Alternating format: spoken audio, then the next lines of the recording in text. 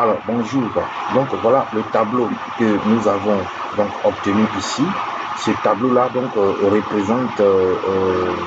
résume tous les paramètres que nous avons calculés. Ce sont les paramètres reliés à la délimitation du bassin versant avec la couche vecteur qui nous donnait donc voilà la surface, le périmètre et puis l'indice de compacité que nous avons calculé après et la longueur du rectangle équivalent, la largeur du rectangle équivalent. Et puis donc le traitement de la couche raster aussi qui nous a donné les différents éléments, c'est-à-dire l'altitude maximale, l'altitude moyenne, l'altitude de l'exutoire, donc tout cela on peut les déterminer. On n'a pas montré comment on le détermine, mais c'est de la même manière qu'on détermine les autres. Voilà, la médiane qu'on a calculée, l'altitude minimale, l'altitude médiane qui est H50%, l'altitude à H5%, que dont nous avons parlé dans la vidéo précédente, l'altitude à H95%. Nous allons déterminer ici. Et puis voilà. Bon, ici, nous n'avons pas montré comment on détermine les coordonnées. Nous allons le montrer tout à l'heure. C'est simple. Pour les coordonnées, il faut simplement télécharger l'extension ici qui est coordonnée capture de coordonnées dans le plugin ici. Voilà. Et voilà. Et là, et quand on l'a, simplement on clique dessus, ici, voilà, coordinate capture, voilà ici, et puis on va simplement cliquer dans la zone dont nous avons besoin. Donc pour calculer la coordonnée du bassin versant, il faut simplement aller à l'exutoire, on prend les coordonnées de l'exutoire qui sont représentatives. Et là on copie. Et puis on va mettre ici. Donc voilà comment on a calculé les coordonnées, on a déterminé les coordonnées donc, du bassin versant. Ces paramètres ayant été déterminés, et il y a aussi un autre paramètre, la longueur du cours d'eau principale, la densité de drainage, elle se calcule sur la base de la longueur du cours d'eau principal. Donc la longueur du réseau hydrographique aussi, voilà, la longueur du réseau hydrographique que nous n'avons pas calculé, mais qui se détermine un peu simplement aussi. Et nous allons le faire peut-être dans une autre vidéo. Simplement la somme de tout cela, on va donc faire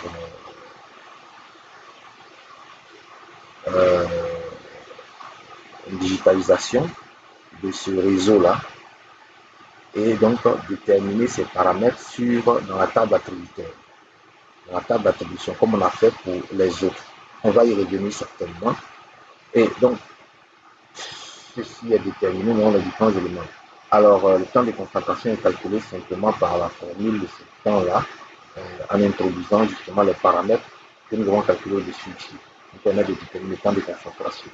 Alors, pour le calcul donc, du débit et puis des apports, les apports déterminent un peu la quantité d'eau qui ruisselle, n'est-ce pas, pendant la saison des pluies, ou bien la quantité d'eau en tout cas qui ruisselle, qui passe par l'exutoire du bassin versant, la quantité d'eau qui passe par l'exutoire du bassin versant en une année. Et c'est cela, c'est ce qu'on appelle l'apport annuel, la quantité d'eau. Et cet apport annuel est calculé justement sur la base de la superficie ici, et aussi de la pluviométrie moyenne qu'on obtient sur la base des relevés pluviométriques météorologiques, et puis la température moyenne qui nous est donnée ici, et ça nous permet de calculer donc le déficit d'écoulement, les questions d'écoulement et le volume d'écoulement. Voilà. Alors, tous ces paramètres-là, on pourrait les déterminer, mais l'objet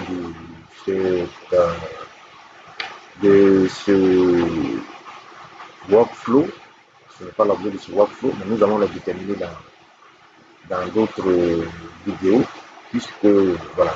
Et aussi, nous avons ici aussi le calcul donc des coûts décennales. La coût décennale donc se calcule aussi sur la base de ces différents paramètres là. Voilà, nous avons le bassin versant. Voilà, nous avons le bassin versant. L'indice de global de pente. Nous avons aussi parlé de l'indice global de pente qui se détermine ici. L'indice global de pente qui est là. Voilà. Qui est là, qui est égal simplement et qui est, voilà, là, ici, l'indice global de pente, voilà, qui est égal simplement à, donc, H 5% moins H 95% divisé par la longueur équivalente. C'est ce qui nous donne donc l'indice global de pente. Nous avons ici 0,3% et nous avons calculé, et qui permet donc bien sûr de calculer ici la crue décennale ici. Et cette crue-là se calcule sur la base donc des pluviométries, la pluviométrie P10, la pluviométrie journalière maximale, hein, euh, euh, voilà, décennale P10 qui est là, et qui est obtenue, cette pluviométrie est obtenue aussi par ajustement fréquentiel. Voilà. Et donc, c'est cette pluviométrie que nous avons ici et qui nous permet de calculer. Le KR10 aussi, lui, il est calculé sur la base donc, de l'indice global de pente. Et puis, le temps de base aussi est calculé sur cette même base-là, l'indice global de pente et voilà, de l'indice d'infiltration, des coefficients d'infiltration ou des paramètres d'infiltration. Voilà. Et il faut savoir, donc, la classe d'infiltration. Voilà la classe d'infiltration qui est ici. Alors, il faut savoir que c'est.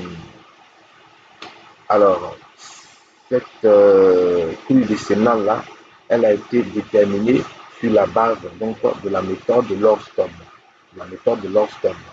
Voilà, la méthode de Lordston. Donc, c'est une manière aussi, une méthode pour calculer les crues.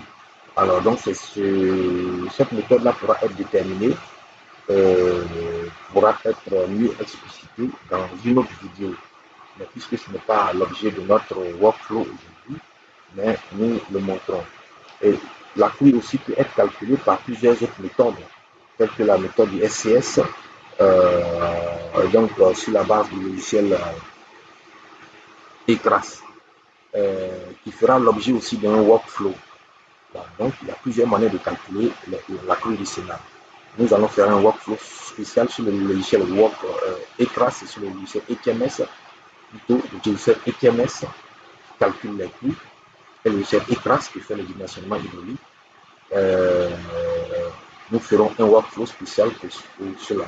Alors, donc, ceci a été, ces paramètres-là donc que nous avons déterminés permettent donc de déterminer ces éléments qui sont très importants dans le dimensionnement des ouvrages et dans le dimensionnement des aménagements hydro-agricoles.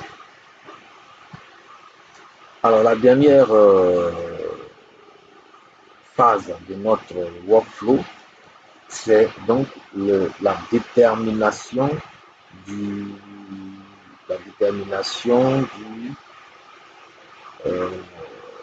donc la détermination la prédétermination d'une retenue, la prédétermination d'une retenue d'eau.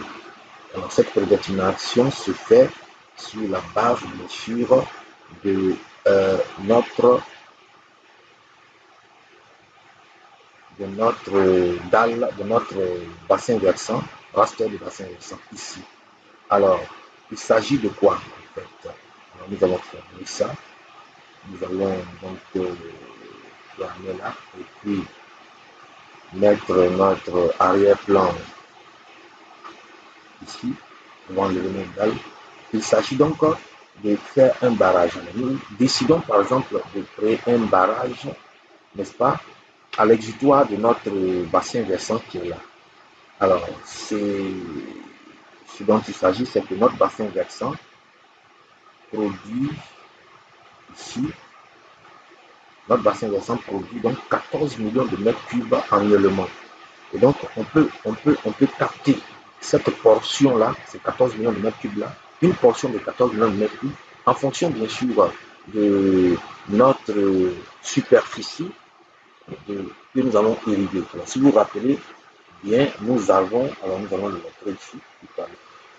Alors, nous disions que nous avons un apport annuel d'eau qui passe par l'exutoire qui est de 14 millions, environ 14 millions 400 000 mètres cubes d'eau. Alors, nous avons donc une parcelle ici. Si vous vous rappelez de nos premières vidéos, nous avons estimé donc ce semis-là, c'est le semis de pointe qui nous a permis de déterminer le bassin versant. Alors, qui se situe, donc qui représente notre parcelle à aménager. Il a en tout de 260 hectares. Nous avons donc 260 hectares ici à irriguer. Alors, si nous voulons donc, n'est-ce pas, sachant que la pluviométrie ne peut pas suffire à irriguer cette plantation, si ces 250 qui sont exploités, alors nous avons déterminé donc la quantité d'eau qu'il faut, donc par le calcul des besoins en eau. C'est ce qui fera aussi l'objet d'un autre de workflow, puisque nous parlons ici de la méthode GAR. Donc ici, c'est juste pour déterminer le bassin versant et puis estimer les paramètres, donc les dimensions d'un barrage, pour y estimer les dimensions d'un barrage. Et donc pour cela, il vous faut connaître la quantité d'eau et les besoins en eau, on a besoin donc les plantations ou bien les cultures qui seront semées sur cette plantation de 260 hectares. Et cela a été calculé, comme je l'ai dit tout à l'heure, cela a été calculé donc les besoins en eau s'estiment donc après les calculs, ce que nous allons voir aussi dans workflow, à 12 000 mètres, à 12 000 mètres cubes par hectare. Et donc, pour avoir donc, la quantité d'eau annuelle donc, pour un cycle culturel de cette superficie-là, il faut multiplier donc les 12 000 mètres cubes par nos 260 hectares. Ce que nous allons faire tout à l'heure. Nous avons, cela nous donne donc 3 millions, autour de 3 200 000 mètres cubes. Il nous faut par cycle 3 200 000 mètres cubes. Et donc, si nous estimons les infiltrations, nous pourrons donc estimer notre besoin en eau. Si nous voulons faire un barrage, il faut donc tenir compte des infiltrations et des pertes. Voyez-vous, des infiltrations, donc de pertes en infiltration. Alors, donc, le besoin en eau, nous allons donc multiplier nos 3 millions par 2. Il nous faudra donc 6 millions de mètres cubes. Il nous fera 6, c'est un exemple de calcul. Nous voulons donc avoir autour de 6 millions de mètres cubes d'eau par cycle. Donc, si nous voulons donc avoir une autonomie en irrigation, couvrir tous les besoins d'eau pour au moins un seul cycle, il nous faut donc 6 millions de mètres cubes d'eau. Donc ces besoins ont été calculés. Alors comment donc déterminer ces 6 millions de mètres cubes d'eau? C'est ce que nous allons faire donc tout à l'heure. Et déjà avant de le faire, il faut comparer donc ces 6 millions de mètres cubes d'eau dont nous avons besoin, il faut le comparer aux apports annuels. Nous avons un apport de 14 millions de mètres cubes, donc c'est possible. Donc, si l'apport était inférieur aux besoins, il est inutile de construire un barrage puisque le barrage ne sera jamais rempli.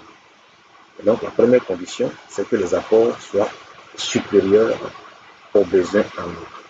Cela étant donné, donc, nous allons estimer donc notre barrage. Alors pour faire le barrage, donc c'est sur nous supposons que les conditions sont correctes et que nous pouvons faire le barrage à l'exutoire donné ici. Donc pour faire le barrage, nous allons traiter notre couche raster ici, donc sur la base du logiciel GrassGIS. C'est ce que donc nous allons faire tout à l'heure. Et donc, il faut enregistrer cette couche-là, puisque nous allons l'ouvrir en DAS6, il faut l'enregistrer déjà en,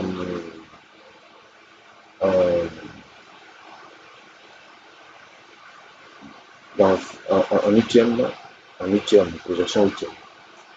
Alors, pour continuer, générer, nous allons générer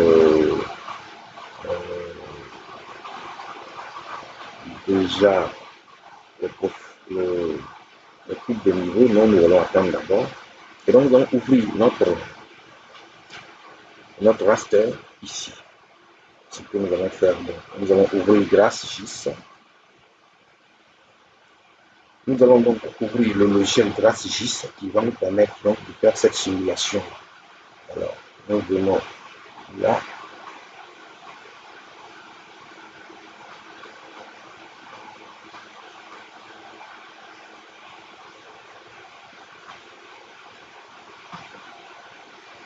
Alors, voilà, donc l'entrée ici. Alors, comment on ouvre GraphGIS? Il faut déjà créer une nouvelle page. Alors, on demande donc le nom de la projection locale, un nom.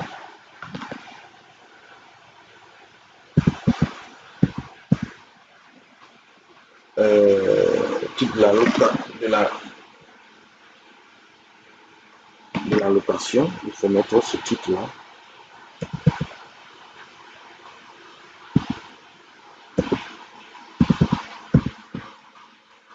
Et puis, nous faisons suivant.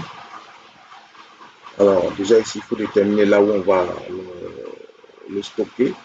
Donc, peut-être nous allons prendre dans formateur ici, on va donc créer un dossier pour stocker nos données en question.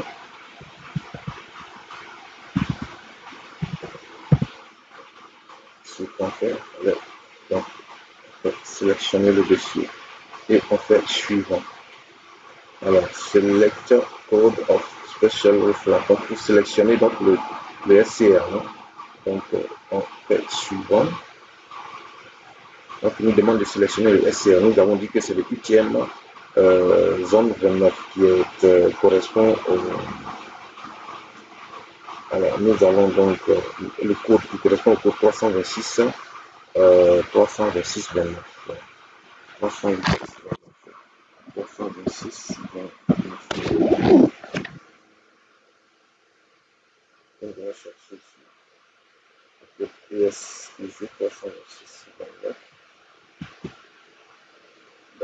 Alors, là, on va pas le mettre ici.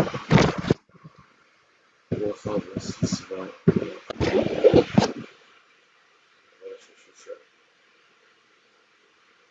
Ok. Donc ici, on va mettre huitième. Le nom huitième. T, L.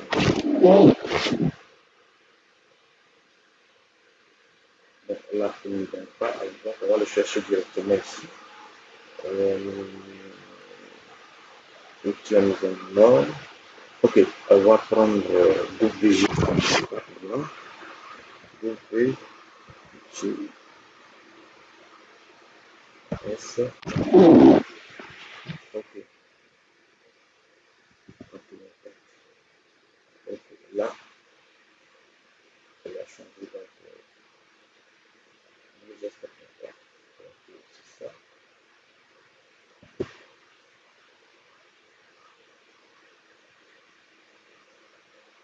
Ok, on va aller à WGS 84.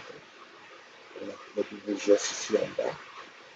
Et zone 84, 8e, zone 29, nord. Ok, voilà ce que nous cherchons.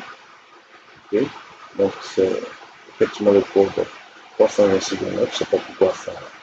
Bref, on va continuer. On a fait le choix, donc on fait suivant. Ok, on fait dessus, ok. Alors, on fait fini. Ok.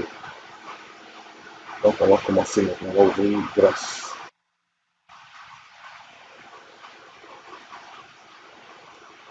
Ceci étant fait, nous allons donc appeler notre fichier que nous allons enregistrer, notre raster. Nous l'appelons ici, import raster. Nous prenons ici import for common raster format. Donc import of common raster format. Voilà. Ici, nous allons chercher notre raster. Nous savons qu'il est dans le formateur. Ici, alors, on va prendre celui-là. Alors, il faut le renommer ici. Donc, on le nomme.